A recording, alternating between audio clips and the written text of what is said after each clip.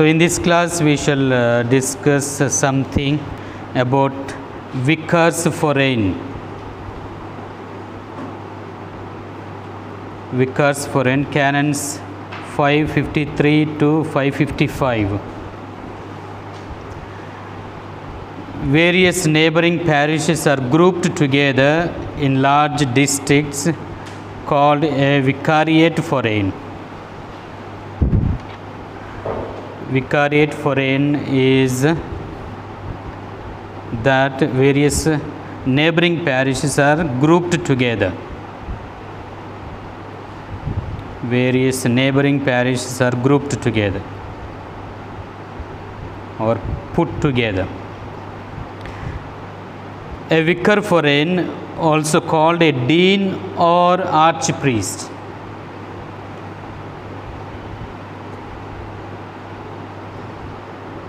now mostly they are called as dean. So archpriest also nowadays we are not calling. A vicar foreign, also called a dean or archpriest, is placed over it, nominated by the diocesan bishop.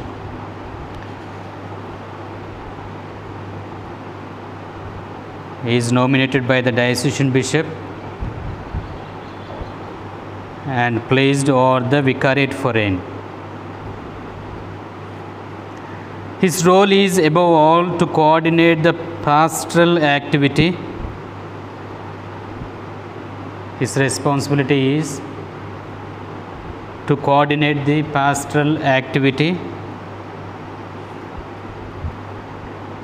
making sure that the clerics of the vicariate, to make sure that the clerics of the vicariate fulfill their duties,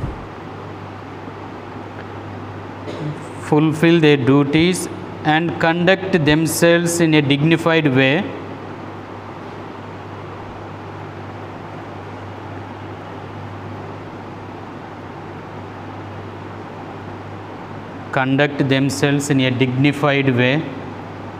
receiving the necessary spiritual and material help,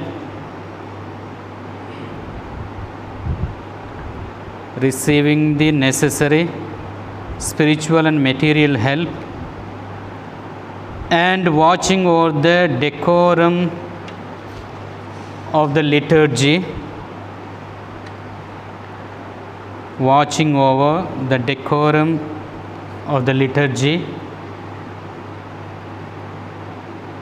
and the proper order of ecclesiastical administration.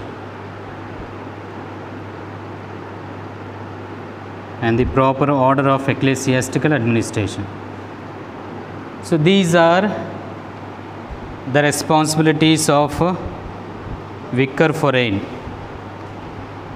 His responsibility role is to coordinate the pastoral activity, making sure that the clerics of the vicariate fulfill their duties and conduct themselves in a dignified way, receiving the necessary spiritual and material help, and watching over the decorum of the liturgy, and there should be proper order of ecclesiastical administration in his vicariate.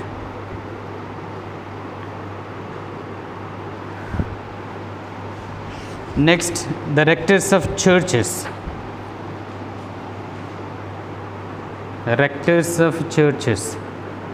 Canons 556 to 563. 556 to 563.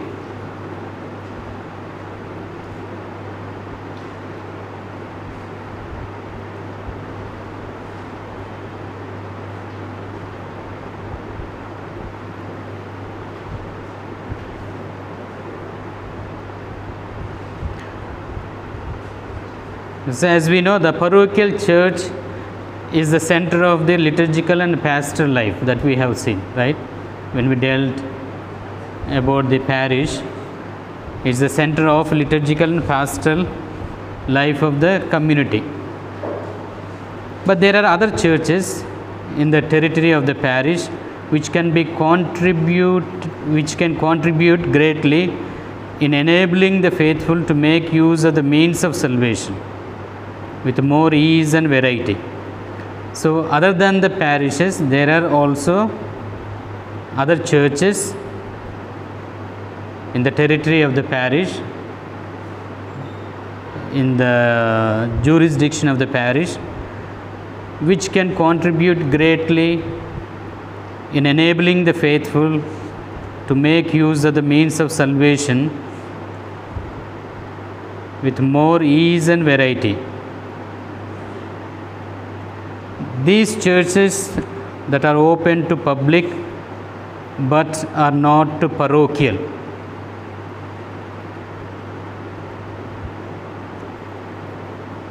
These churches,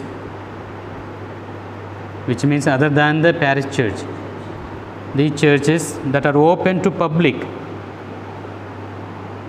but are not parochial, and which do not have their own chapter of canons,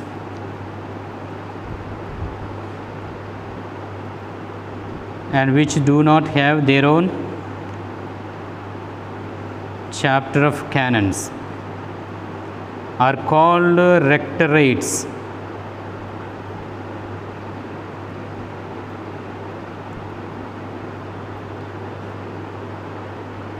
Are called rectorates. So, rectorates are those that are open to public but are not parochial, and which do not have their own chapter of canons.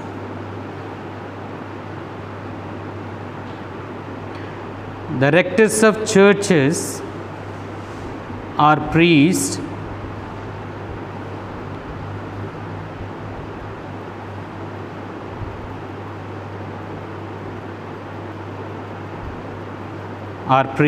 to whom is entrusted the care of some church, to whom is entrusted the care of the church, which is neither a parochial church,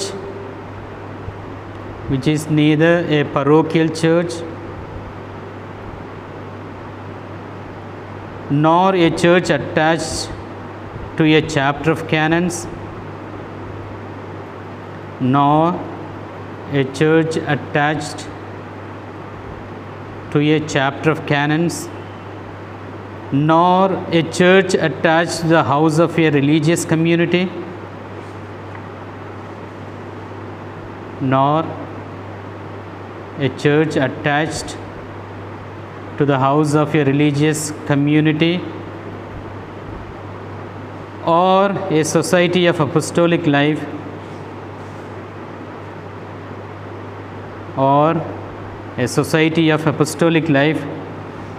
which holds services in it, which holds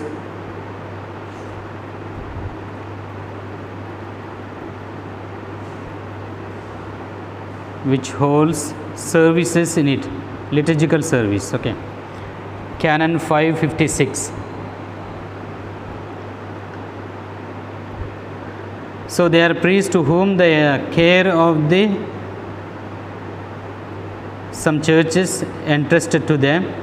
They are neither a parochial church, nor a church attached to a chapter of canons, nor a church attached to a religious community or a society of apostolic life. So, rectors are appointed by the diocesan bishop. Usually, rectors of the churches are appointed by the diocesan bishop.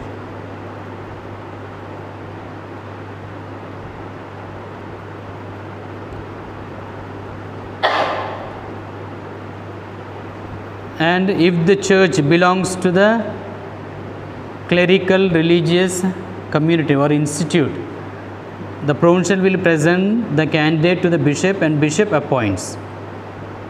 Okay, with regard to the appointment of the religious as parish priest, we discussed. It is not the provincial who appoints, but the bishop appoints when the provincial presents the candidate to the bishop.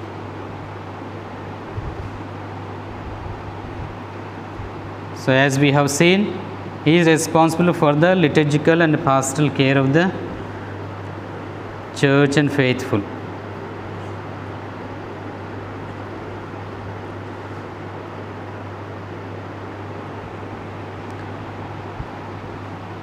And next, chaplains. Chaplains. Canons 564 to 574. 564 to 574.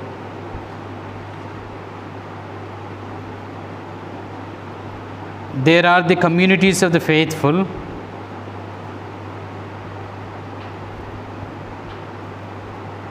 There are the communities of faithful which for various reasons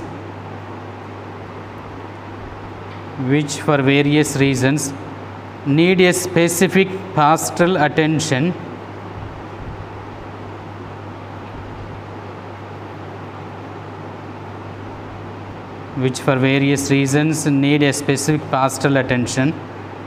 in addition to what is normally offered to all, in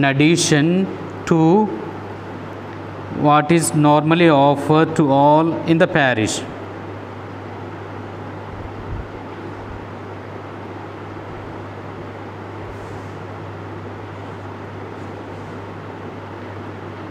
So, normally the pastoral care and attention is given to all the faithful of the parish, but there are also other community of the faithful, they need also the pastoral care.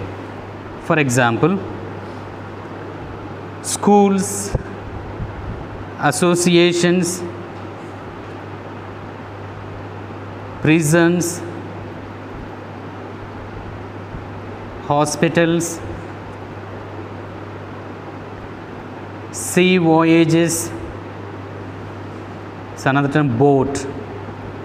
So now it is not that frequent, but earlier sea journey was frequent and going on for months. So to render the spiritual needs or spiritual service to the travelers by sea, so a priest is appointed as chaplain.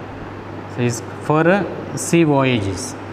So hospital chaplains are there, and prison chaplains are there, and for the schools and associations, military chaplains, we are going to see especially about that. So this is also to take care of the pastoral needs of the faithful other than the parish. The priest to whom the pastoral care of one of these communities, the priest to whom the pastoral care of one of these communities is entrusted is the chaplain.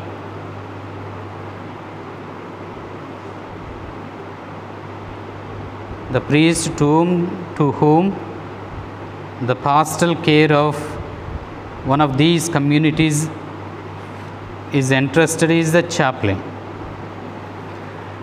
He is normally nominated by the local ordinary. He is normally nominated by the local ordinary, either freely or after presentation. Either freely or after presentation. So after presentation, it is in the context of the religious, or election of those who have the right to it, or election of those who have the right to it, unless this nomination is attributed to others by law unless this nomination is attributed to others by law or by the regulations which govern the community itself.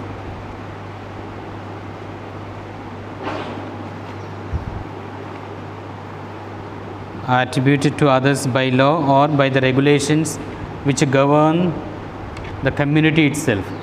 For example, for some of communities of nuns, so it is already regulated, fixed. Or for the military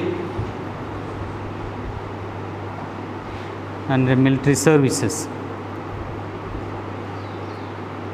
communities of nuns and for the military. Canon 566 directly gives him the faculties of preaching,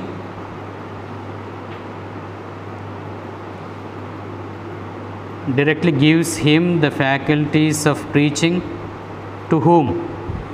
The chaplain. Faculties of preaching and hearing the confessions of the faithful, faculties of preaching and hearing the confessions of the faithful entrusted to him,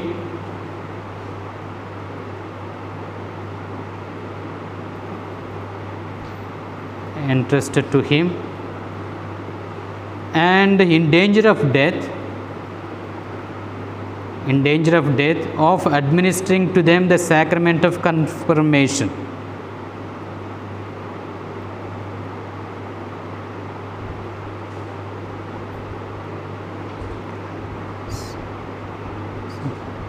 The law gives the permission, okay. In danger of death, he can administer the sacrament of confirmation.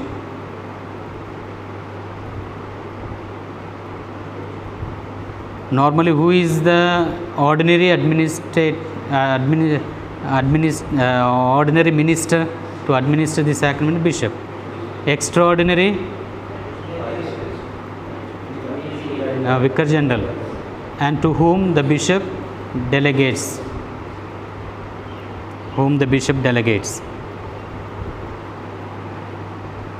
But in case of a chaplain, in danger of death, the law gives him the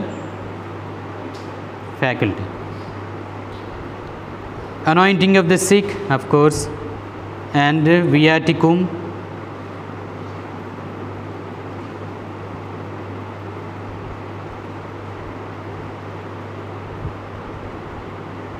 Anointing of the sick and viaticum. Also by law, the chaplain has the faculty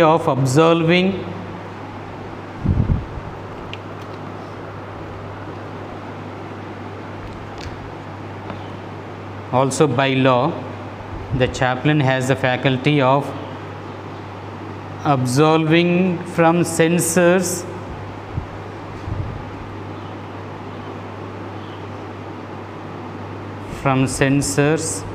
late sententiae,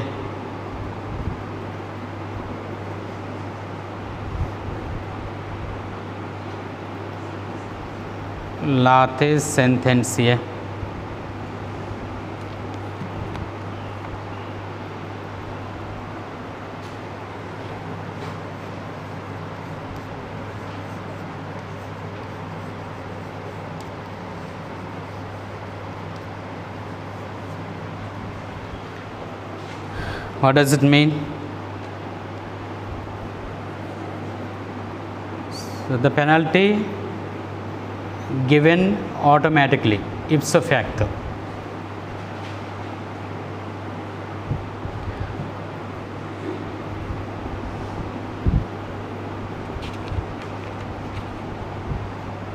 So 566.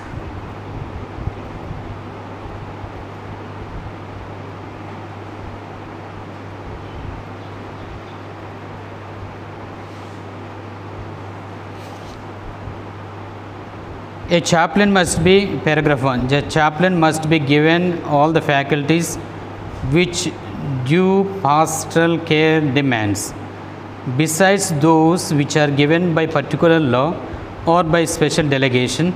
A chaplain has, by virtue of his office, the faculty to hear the confessions of the faithful entrusted to his care, to preach to them the word of God, to administer viaticum and the anointing of the sick, and to confer the sacrament of confirmation when they are in danger of death.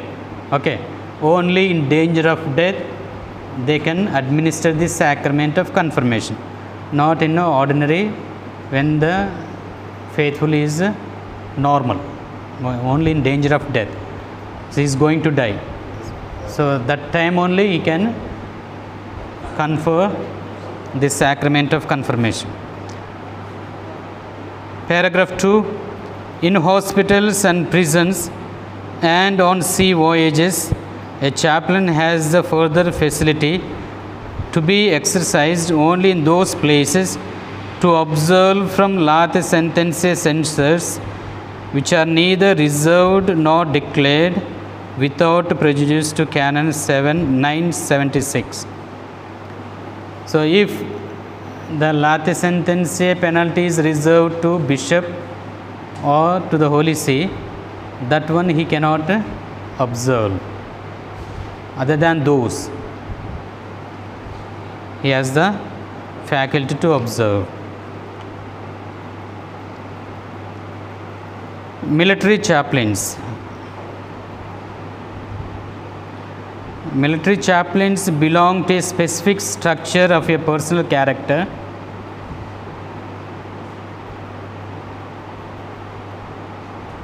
Military chaplains belong to a specific structure of a personal character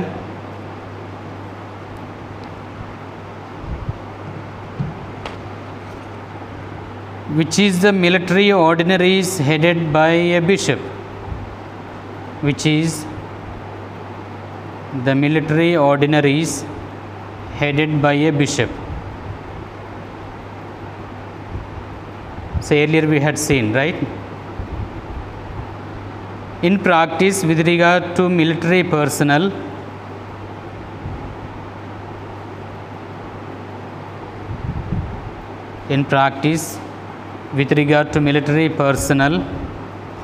they have the same responsibilities and faculties as pastors.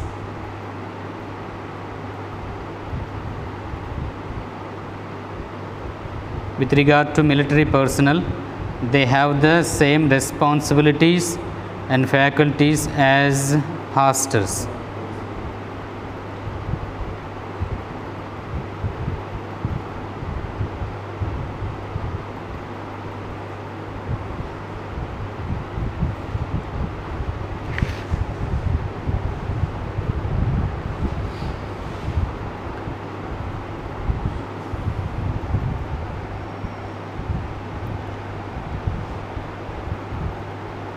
So next point,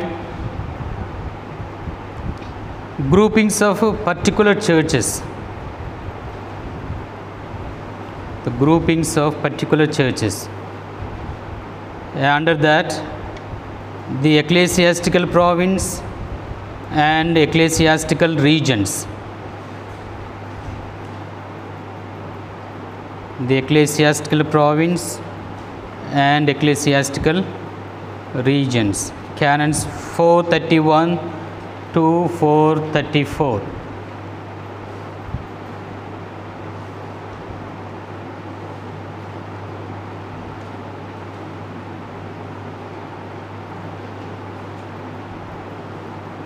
The ecclesiastical province is a circumscription. Ecclesiastical province is a circumscription that unites various neighboring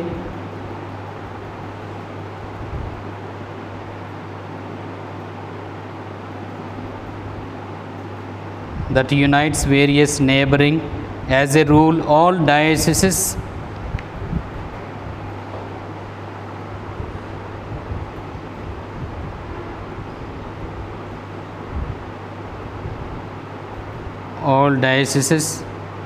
should belong to a province.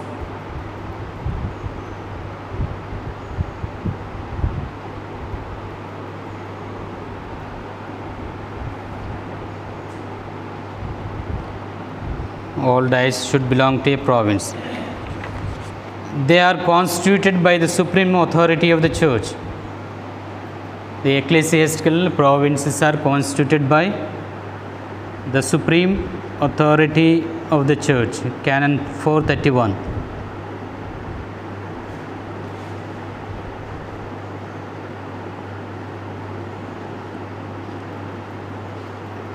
And they have the juridical personality by the very fact of being constituted. They have the juridical personality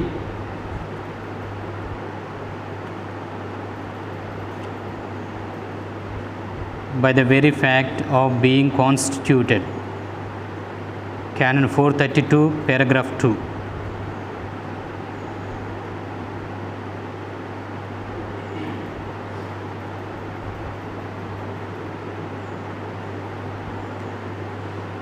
The organs of government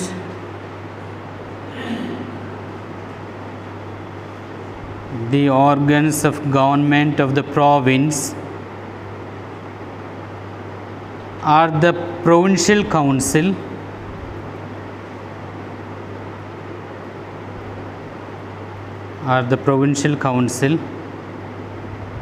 and the metropolitan.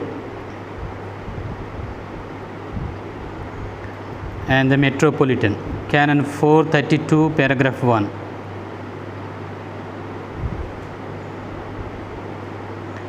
Here the provincial council is not a religious provincial council. Okay, it's of the wider than the region.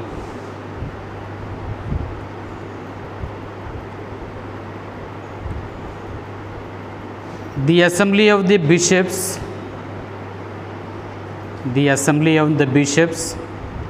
of a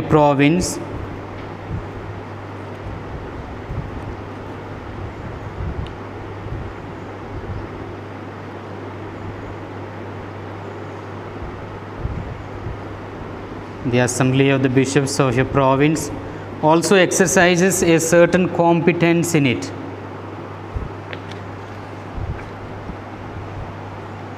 The assembly of the bishops of a province exercise a certain competence in it. Canons 952, paragraph 1 and 1264.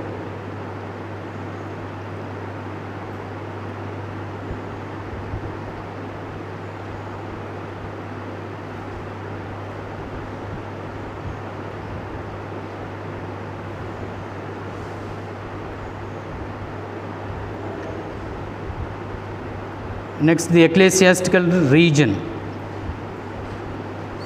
So, ecclesiastical province we have finished.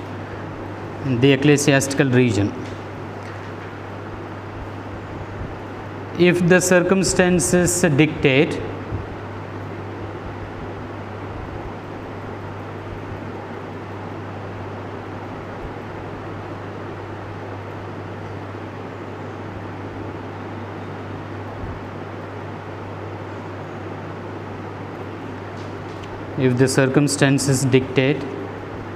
there can also be ecclesiastical regions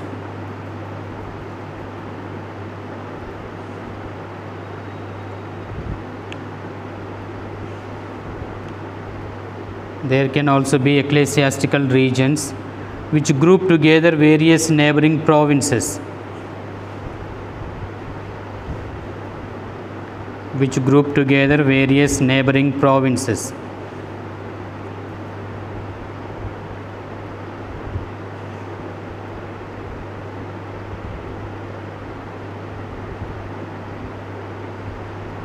Constituted by the Apostolic See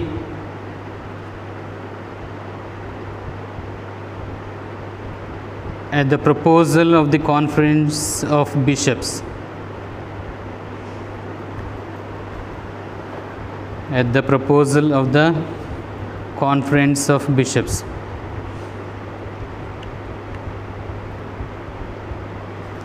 So, ecclesiastical region is bigger than the ecclesiastical province. So, a grouping of the various neighboring provinces or constituted as a region. The region does not have juridical personality.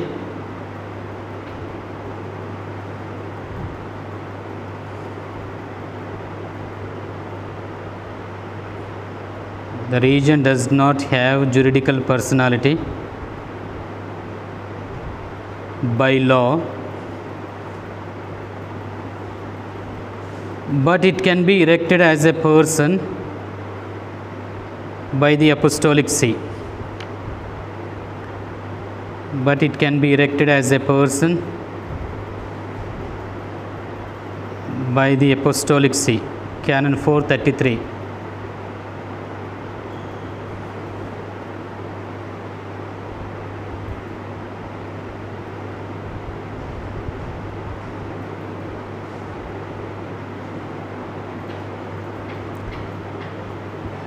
The Regional Assembly of Bishops,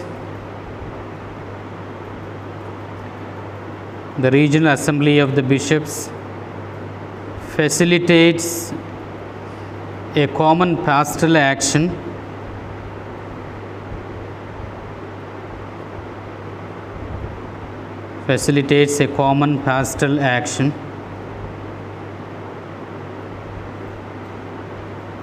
but it does not have any juridical competencies.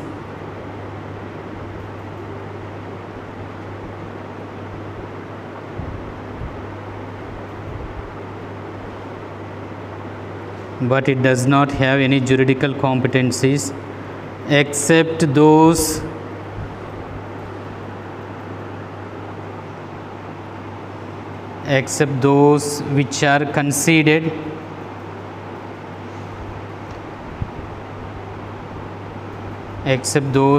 conceded or granted in a special way by the Holy See.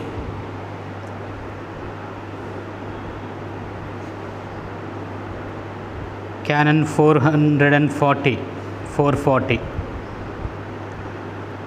So these regional assemblies have the common pastoral action, but they do not have any juridical competencies unless the Holy See specially grants or gives. Next, the metropolitans.